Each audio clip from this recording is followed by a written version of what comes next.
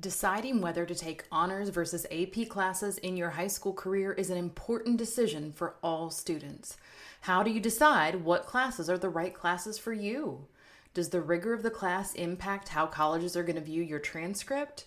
Today, we are going to help you learn more about what courses you should take and answer these questions and more. Stay tuned.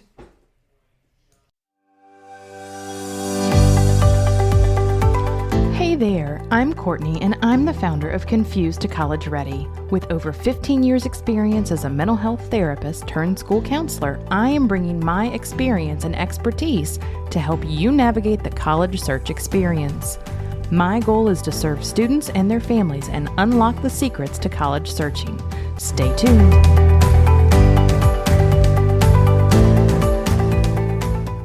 So one evening I was at a middle school and had gone there with one of my coworkers. We were presenting information along with the middle school staff at a rising ninth grade parent meeting. And one of the things that we discussed was how families should have some conversations about whether their student would be best suited to take an AP course in their freshman year. This is also something that we talk about in the ninth grade IGP meetings. And for those of you that don't know, IGP is individual graduation plan. Those are meetings that we have in the state that I'm in every year for our students. But we talked about what students should expect. And as the meeting ended, we said, if you have questions, we will stay after until as many questions as there are answered. And sure enough, as the meeting ended, we ended up, and we expected, and we're happy to help, but the line ended up that it just grew and grew and grew. So we knew what the questions were going to be, and every person who came up, they wanted to talk about their unique individualized situation, and if it was going to be in their students' best interest to take honors versus AP, and what was the right fit for them. Almost every person in that line had those exact questions. There were some one-offs here and there, but that was the majority of what people wanted to know. My student is involved in this extracurricular activity. Is it going to be too much? My student is taking these courses this year that are already high school courses, and then we're looking at these other classes for next year. Is it going to be too much? And so there's not a quick one and done answer for this. So what I want to do is talk about some of the different situations that can make a difference in how you select those honors versus AP courses. So before we dive into all of that, if you have not listened to our episode from 2 weeks ago, in that episode, it is 255, we actually break down the different course types that students can take in high school. So today's podcast, I want to focus specifically on the honors versus AP courses. AP is what a lot of high schools in the area or in the United States really are offering. But if your school has IB or dual enrollment or dual credit, some of these same things can apply. So with that being said, we are focusing on honors versus AP classes. And if you have not listened to some of the differences in those classes, please go ahead and pause this episode right now. Go back, listen to episode 55, and then come back to this episode to be able to hear how it's going to impact you. So the first thing is really, I want you to have conversations about the right path for you as the student or as the parent with your student, because you want to make sure that you're on the right track, that you're thinking through all of the different things that we are going to discuss today. And some of that is looking at the graduation requirements and your college admissions requirements. The last thing that you want to do, and we've talked about this before, but you don't want to get to senior year and all of a sudden go, oh my goodness, I just realized that I didn't have this class that's required for graduation, or I don't have this course that's needed for admission to college. So you want to make sure that you're tracking your admission and graduation criteria, and then you also want to be able to have a conversation about these next things that we are going to talk through with that college admissions process. So the first thing that I want you to consider and within those conversations is building up to rigor. So if your student has been in the general middle school courses or the CP level classes in high school, it can be a really big jump to go from those courses into an AP level class. These AP classes are college level courses. They are college level content with a college level workload. And they're not a joke. It is something that you want to be able to make sure that you have the time for. And sometimes what I have seen is that some students who take a CP level class and they move up into that AP level course, it ends up that it is really overwhelming and they're not used to the amount of work, the amount of homework, the rigor, and the expectations of those particular classes. So sometimes we will suggest moving up gradually. So taking that CP level course and then moving up to an honors level class. And then from there, learning some of those study skills, learning how to manage your time, and being able to move up to AP. Now, some students might go ahead and move from a general 8th grade class into an honors level class in high school. Again, there are definitely exceptions to the rules, but this is just something for you to consider in your specific situation. So the next thing is AP classes. Like I said before, those are considered college level classes. Colleges, when they are looking at your application, they are going to evaluate your transcript. They want to see what classes you've taken, the rigor or difficulty level of those courses, your grades in the classes, standardized test scores. That's going to give them a picture of your academic success. And then they're going to look at other pieces like, extracurricular activities, and they are going to look at things like essays and supplements and that type of thing, letters of recommendation.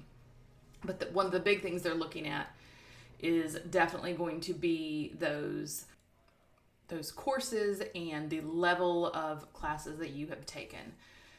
And you want to also be able to look at, again, those admissions requirements for highly selective colleges, the Ivy Leagues, some of the larger names. They are definitely going to be looking at the rigor, and they're going to want to see AP classes. You also want to consider your grades. If you're going to have a D in an AP level class, that's not necessarily something that you might want to take a less rigorous class and have a higher grade. But as a general rule of thumb, colleges are going to want to see a little bit of a lower grade in an AP level class than an A in that honors level class. And then they want to see that you have challenged yourself by taking those advanced level classes. So just to recap, you want to have some really good conversations about looking at your rigor and moving into it, not just jumping in to the deep end of the pool when you don't know how to swim yet.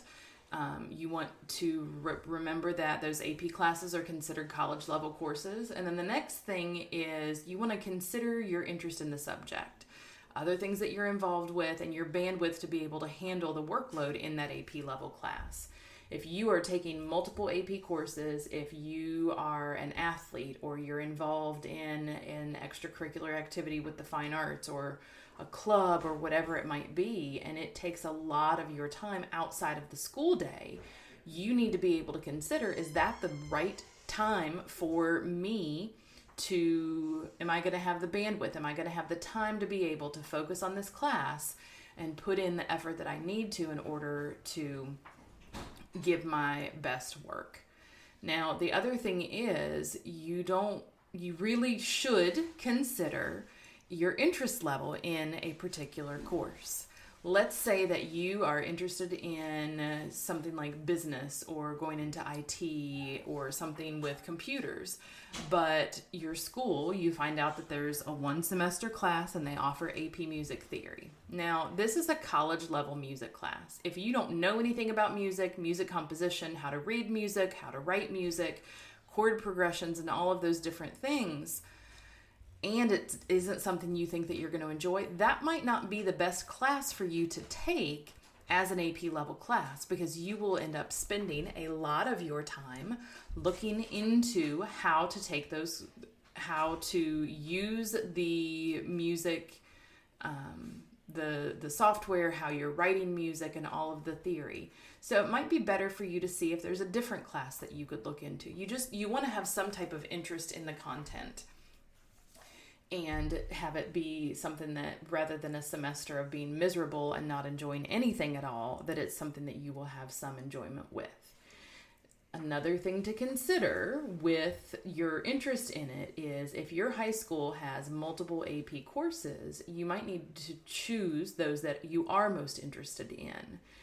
And sometimes your school might not have many, and so you're going to take the classes that are offered. But if your school is offering 12, 15 different AP courses, you're not necessarily going to be able to take all of those. So you probably need to consider what ones are you most interested in, what ones will have the potential to transfer to a college and earn you credit depending on your score.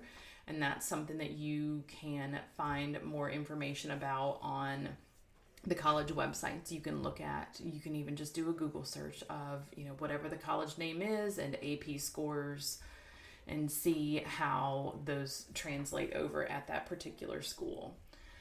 But if there are a lot, I remember one student, we spent an hour looking at his schedule before the school year began, because he wanted to be in band, but he also wanted to take all of these AP classes, and he ended up, we weren't able to make everything work, and he had to make some choices, and that was what it kind of boiled down to.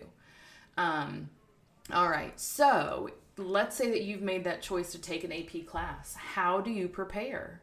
How can you make sure that you are successful, and what should you expect? So on this last point, you need to be ready to spend time every evening and on the weekend studying. This is not a class where you are going to be able to just spend a little bit of time on, after school or and have your weekends free. You should expect to be doing reading. You should expect to be taking notes, learning vocabulary. You should have an expectation of, being able to consider just how all of the time that you have with extracurriculars, family commitments, work, all of those pieces, how is that going to make an impact? So you want to be able to manage your time. You definitely want to be able to have good study habits, to be able to ask questions, to be able to advocate for yourself. Using a planner or having some type of organization system is also incredibly helpful. You want to be interested in the content like we talked about, and you need to be able to commit to doing the work that's required. Some schools might have a more lenient policy in being able to drop a class.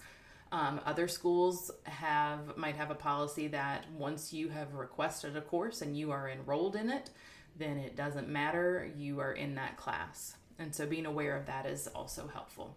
Okay, so let's recap. You want to be able to make sure that you are having some conversations about what the right path is for you.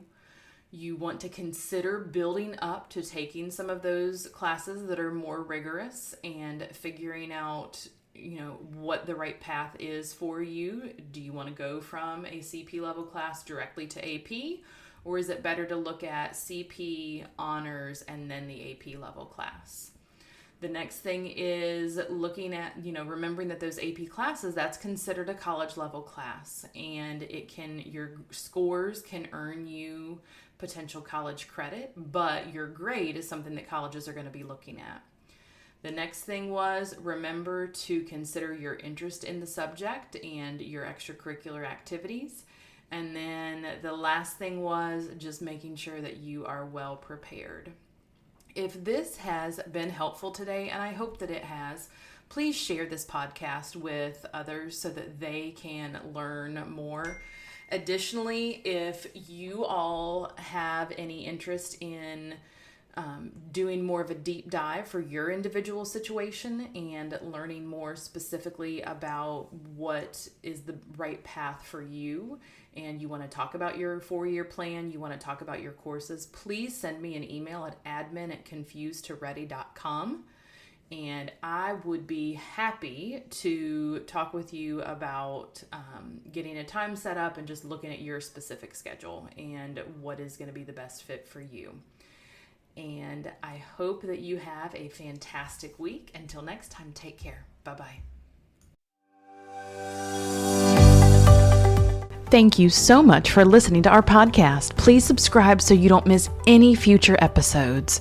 You can find us on Instagram and Facebook at Confused to Ready, and download our free guide on how to start or expand your college search at confusedtoready.com/how to start.